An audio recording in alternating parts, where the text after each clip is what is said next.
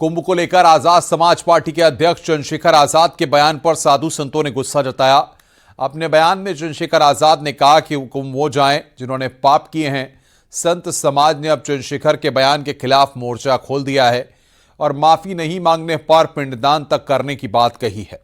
देखिए रिपोर्ट।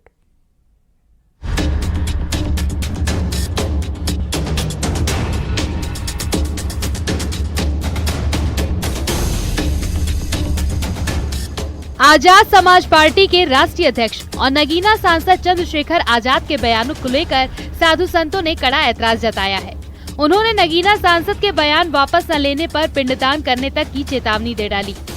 और उसे अभी विद्वानों के बीच में नहीं बैठा, कोई सदग्रंथ पढ़े नहीं उसने, तो अगर ऐसा बार बार करेगा, केवल वोट की राजनीति के लिए कर रहा, ज्यादा करेगा तो उसका विरोध करेंगे। इस बात को उसे पता नहीं पाप और पुण्य की परिभाषा क्या है, किस तरह का विरोध करेंगे, किस तरह का विरोध करते हैं। हम तो जैसे राकेश जी कहते हैं पिंडदान कर दिया, जैसे पिंडदान कर देंगे। दरअसल भीम आर्मी के संस्थापक और आजाद समाज पार्टी के राष्ट्रीय अध्यक्ष तथा नगीना सीट से सांसद चंद्रशेखर आजाद ने बयान दिया था कि महाकुंभ में स्नान करने वे लोग जाएंगे जिन्होंने पाप किया है। उनके इस बयान पर धर्मगुरुओं ने कड़ी आपत्ति जताई है। त्रिवेणी में जो कुंभ पड़ता है, जो वहाँ पे क्या ऋषि मुनि देवता नर किन्नर यक्ष सभी आते हैं, वहाँ माँ का दर्शन करते हैं और उसमें पुण्य काल में स्नान करते हैं। तो ये सभी पापी हैं क्या? राक्षस देवता पापी हैं क्या? है नहीं? ये मूर्खों जैसी बात कर रहे हैं। इनको सनातन धर्म और धर्म का ज्ञान नहीं है इन सांसद को। महाकुंभ को लेकर सियासी बयानबाजी जारी है।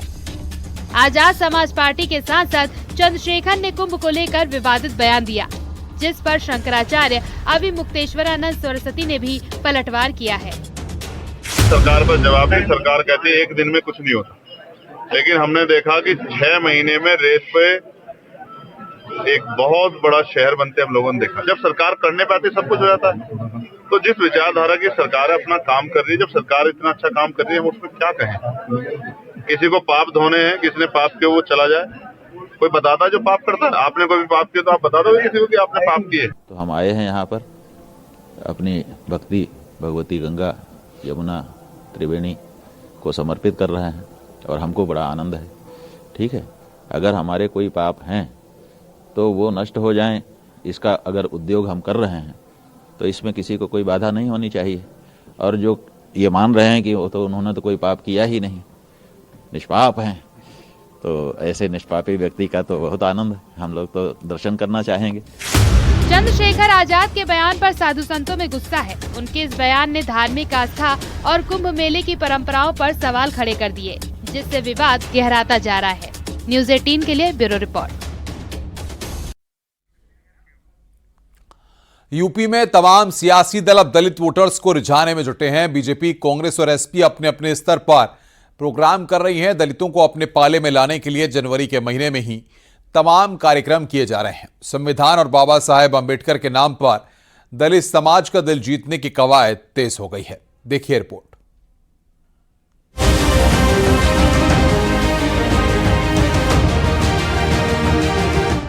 यूपी की सियासत में इन दिनों दलित वोटों को लेकर ही सारा ताना बाना बुना जा रहा है। बीजेपी, कांग्रेस और समाजवादी पार्टी दलितों को अपने पाले में लाने के लिए तमाम कार्यक्रम चला रही हैं। संविधान और बाबा साहेब अंबेडकर के नाम पर दलित समाज का दिल जीतने की कवायद कांग्रेस ने भी तेज कर दी है। कांग्रेस ने पिछड़ों, अति पिछड़ों और दलितों के बीच पैठ बनाने के लिए नई रणनीति तैयार की है। कांग्रेस पार्टी 16 से 31 जनवरी के बीच जय बापू, जय मंडल, जय भीम जनसंपर्क अभियान चलाएगी, जिसका उद्देश्य सामाजिक न्याय के मुद्दे को मजबूत करना होने वाला है। इस अभियान के माध्यम से कांग्रेस उत्तर प्रदेश में अपनी सियासी पकड़ को मजबूत करना चाहती है। पिछड़ों दलितों के लिए कांग्रेस की नई रणनीति। कांग्रेस का 16 से 31 जनवरी के बीच अभियान जय बापू, जय मंडल, जय भीम जन संपर्क अभियान, सामाजिक न्याय के मुद्दे को मजबूत करने की कोशिश। अभियान के जरिए यूपी में सियासी पकड़ मजबूत करेगी। इस अभियान की जिम्मेदारी कांग्रेस पिछड़ा वर्ग विभाग, अल्पसंख्यक कांग्रेस और मछुआरा कांग्रेस ने ली है। वहीं समाजवादी पार्टी भी दलित वोट बैंक पर फोकस करने में जुटी है। एसपी ने 26 दिसंबर 2024 से पीडीए चर्चा अभियान शुरू किया है। 27 जनवरी 2025 से एसपी इस अभियान को फिर से शुरू करेगी। एसपी का दावा है कि उसने लोकसभा में 37 सीट पीडीएफ फॉर्मूले से जीती है। यूपी में विधानसभा उपचुनाव में दलित वोट फिर से खिसक गया। दलित वोट बैंक को फिर पाले में लाने के लिए अभियान किया जा रहा है।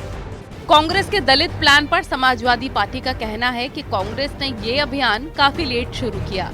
पहले से अभियान शुरू करते तो लोकसभा में फायदा मिलता। काफी लेट से शुरू कर रहे हैं।